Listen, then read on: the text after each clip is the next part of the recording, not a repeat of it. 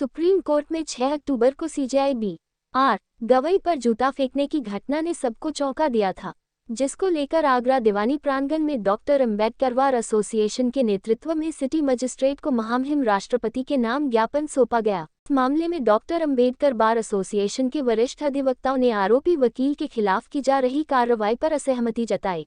उन्होंने कहा, मेरे अपने विचार हैं, वह सीजेआई है, यह मजाक की बात नहीं है। उन्होंने ये भी कहा कि यह हमला सुप्रीम कोर्ट का अपमान था और उचित कार्रवाई होनी चाहिए थी, जिसको लेकर अम्बेडकर बार एसोसिएशन के पूर्व अध्यक्ष राजेंद्र कुमार करदम एवं महासचिव अर्जुन सिंह ने कहा कि ऐसे लोगों के खिलाफ उचित कार्रवाई होनी चाहिए और सरकार को अपने पद पर इस्तीफा दे देना चाहिए, क्योंकि सुप्रीम कोर्ट में इस तरीके की घटना कोई छोटी घटना नहीं है। कानपुर के एक अधिवक्ता द्वारा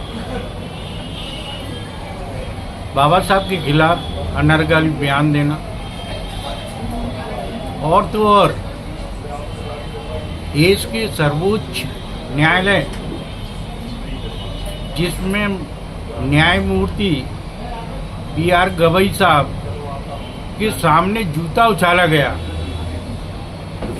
और जूता उछालने वाले को पुलिस ने गिरफ्तार किया और सरकार देखती रही और उसे क्लीन चिट दे दी। पूरे देश में इस बात को लेकर गुस्सा है कि ये सरकार ना तो संविधान की रक्षा कर रही है, बल्कि देश में शांति व्यवस्था व अमन चैन खराब करने के लिए सरकार का 56 इंच का सीना हमारे प्रधानमंत्री जी का कहाँ चला गया कि सर्वोच्च न्यायालय के सीजेआई के बड़े न्यायालय में एक अधिवक्ता द्वारा जूता फेंका गया और उसको क्लीन चिट देने के बाद उसने सरेआम पत्रकार वार्ता की और कहा कि मुझे भगवान ने भेजा था ये कृत्य करने के लिए और सरकार देख रही है। इससे बढ़िया तो सरकार को शर्म होनी चाहिए, इस्तीफा दे देना चाहिए। भारत के इतिहास में अंग्रेजों का शासन रहा, मुगलों का भी शासन रहा, उस तरह जो न्यायिक व्यवस्था थी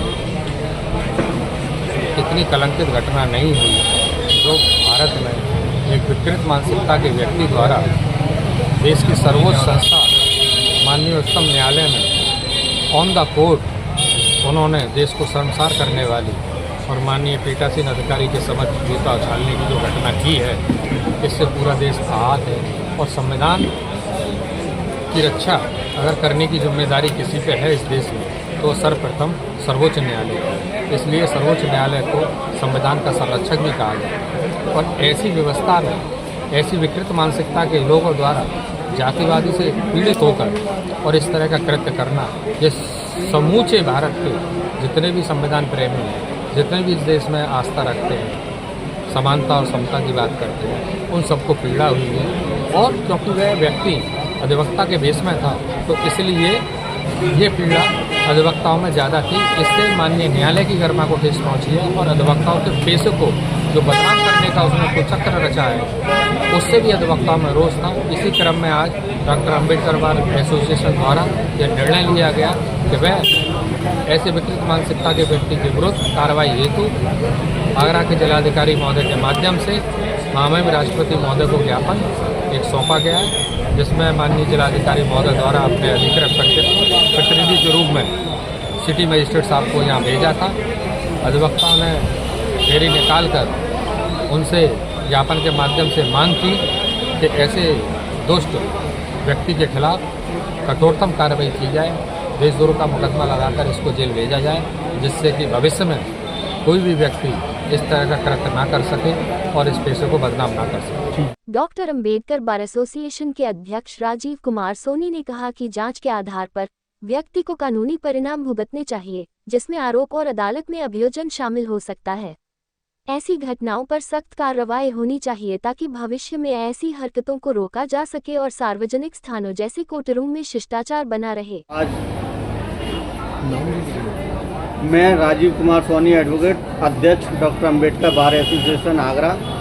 आज जो हमने ज्ञापन दिया है माननीय उच्चतम न्यायालय के न्यायमूर्ति बी.आर. गवई की अदालत में एक अधिवक्ता द्वारा, जो कि एक अधिवक्ता की अपनी वेशभूषा में भी थे और उन्होंने अधिवक्ता ने माननीय सम्मानित न्यायालय की अदालत में जूता उछाला, ऐसा घिनौना कार्य किया है जिससे पूरे देश में संदेश गलत जाता है और उनकी मानसिकता ऊंची मानसिकता है। क्योंकि गवई साहब ने अपने जब शपथ ली थी उसके उपरांत उन्होंने बताया था कि मैं बौद्ध धर्म को मानने वाला इंसान हूँ, इसलिए जो मनुवादी जो लोग हैं उनकी मानसिकता ऊंची मानसिकता वाले लोगों ने सोची समझी रणनीति से ये कार्य किया है। और क्योंकि जो जूता फेंकने वाला व्यक्ति है वो एक अधिवक्ता है पेशे से, और अधिवक्ता अपनी बात को अदालत में रखने के लिए बनाया गया है, उसे इस बात का लाइसेंस मिलता है कि अपनी बात को सही तरीके से न्यायालय के समक्ष प्रस्तुत करे। और इस तरह का घिनौना कृत्य करना एक अशोभनीय कार्य है, उनके द्वारा जो कार्य किया गया है अशोभनीय कार्य है। इस तरह का कृत्य करने से पूरे देश में गलत संदेश जाता है। तो वहीं में सिटी मजिस्ट्रेट ने ज्ञापन लेने के बाद सभी अधिवक्ताओं को ये ज्ञापन महामहिम राष्ट्रपति तक पहुंचा दिया जाएगा और ऐसे लोगों के खिलाफ सख्त से सख्त कार्यवाही भी की जाएगी।